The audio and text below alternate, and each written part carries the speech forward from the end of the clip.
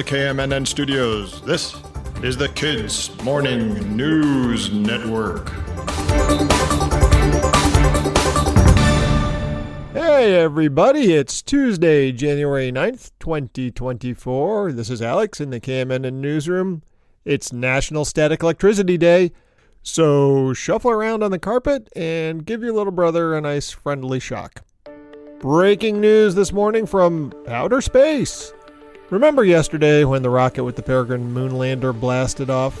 Well, there's an update, and I'm sorry to say, the news is not good. Unfortunately, while Peregrine was orbiting Earth yesterday, it lost the fuel it needed to get to the moon.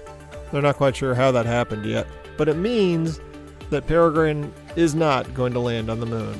They're still going to try to get to the moon and orbit around it though, so stay tuned for that. Should happen next month. The Eagle has landed. On this day in 1493, Christopher Columbus, we all know who he was sailing near the Dominican Republic in the Caribbean when he saw actual mermaids. 3 of them. Woo-hoo-hoo! We know this because he wrote about them in his journal, but he couldn't help but notice, and he did write this down, not entirely polite, he said they weren't anywhere nearly as beautiful as they were in paintings. Well, there's a reason for that, Mr. Columbus. That's because those were not mermaids you saw, they were manatees. Uh-huh. You all know manatees, right? Sea cows? Yeah. You guys know what a manatee is, but Columbus didn't because no one where he came from had ever seen one before. I don't know. I think manatees are beautiful in their own way, but I admit they don't look like mermaid pictures.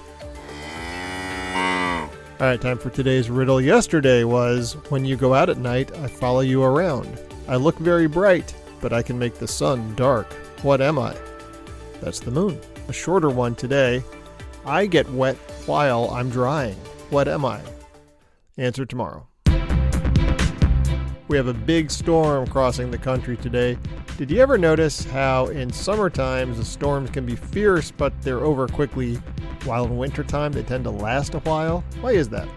Well, storms often happen where areas of different temperatures bump into each other. And in wintertime, the northern half of the Earth, where the KMNN newsroom is located, tilts away from the sun. And that means cold air from the Arctic can kind of nose its way down further than it can in the summertime. And then it bumps into the warmer air down in the south, coming up from the tropics. The temperature near the equator doesn't change nearly as much as north and south of it.